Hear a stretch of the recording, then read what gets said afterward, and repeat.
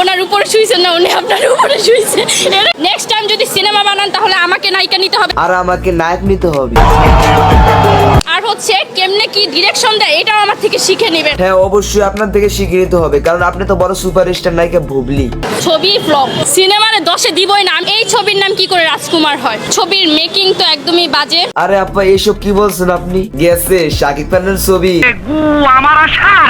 শাকিব খান এরপরে আপনি ছবি বানালে এই আপুকে নিয়ে ছবি বানাইবেন, কারণ আপুর রিয়াকশন কিন্তু একে। নেক্সট টাইম যদি সিনেমা বানান তাহলে আমাকে নায়িকা নিতে হবে। ঠিক আপু, আমি তো এটাই বলছি, কিন্তু শাকিব শালার পুতে জানি কেন আপনাকে নিল না, আমি বুঝলাম না। ওই দিন প্রিয়তমা সিনেমা দেখে আমি কান্না করে দিছিলাম, আমার মতো এরকম একটা পাষণ্য মেয়ে। বাট আজকে চোখ দিয়েও পানি আসেনি, কোথাও দিয়ে পানি আসে নাই ভাই এই সিনেমা দেখে। আজকে আপনার চোখ দিয়ে পানি আসবে কিভাবে? আপনার মনে তো ছিল যে কিভাবে শাকিব খানের নায়িকা নিয়ে কেবল হওয়া যায়। এটার পরিচালক ছিল হিমেল আশরাফ, যে সে আমেরিকা থেকে বাংলাদেশে আসে, বাংলাদেশ থেকে আমেরিকা চলে যায়। কোনো প্লেনের শট নাই, কোনো হচ্ছে জাস্ট হচ্ছে একটা বাংলা সিনেমার মতো শুশ করে একটা শট।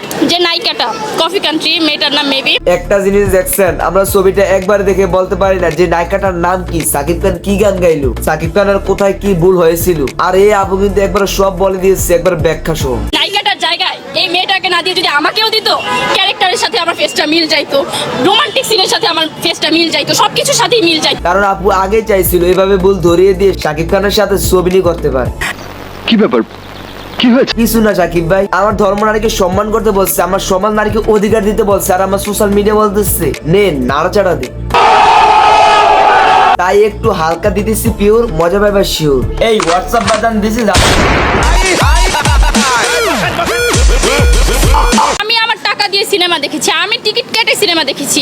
আমি যদি মন মতো না, আচ্ছা আপু, তোর সিনেমা চাইতে কইছে কেটা, বা ক্যামেরা এসে ইন্টারভিউ দিতে কইছে কি? মনে হয় কি যে ছেলে নাপাবড়ি খাইয়া গোমায়া গোমায়া করে গানটা গাইছে, কি গাইছে কি গাইছে করে গানটা গাইছে। মায়ের কাণ্ড দেখছেন, মানে চাইতেছে কিভাবে এর পরের সিনেমা সে করতে পারে, এই জন্যই সাকিব ভাইয়ের পচাইতেছে। আপনি ওনার উপরে শুইছেন না, উনি আপনার উপরে শুইছে। উনি আপনার উপর শুইছে, কারণ মুভিতে নায়িকা নায়কের উপর শুই না, মানে নায়ক নায়কের উপর শুই। অন্য মামুনকে ভালো লাগে যে সে লুচ্চামি করুক, যেটাই করুক, ছবিতে লুচ্চামি দেখ আর যেটাই দেখ, লুচ্চামি সিন দেখ আর যেটাই করুক। হ্যাঁ লুচ্চা সিনেমা তো তোর পছন্দ হবে, কেননা তুই মেয়েটা একটা লুচ্চা।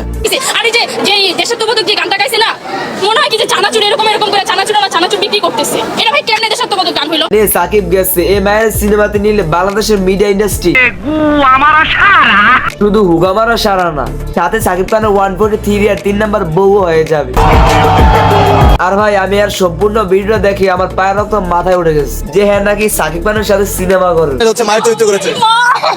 আমার আর কিছু পারে আর না পারে, এই আকামটা ঠিকই পারছে। যে তার অভিনয়ের ফেসের ঢং, বিজন্ম ডাউটার অফ বিজন্ম মাদার। সো গাইস আজকের ভিডিওটি এ পর্যন্তই। দেন ভিডিওটি কেমন হয়েছে অবশ্যই কমেন্টে জানাবেন, ভালো লাইক করবেন, পেজগুলো ফলো করবেন আর চ্যানেলে সাবস্ক্রাইব করবেন।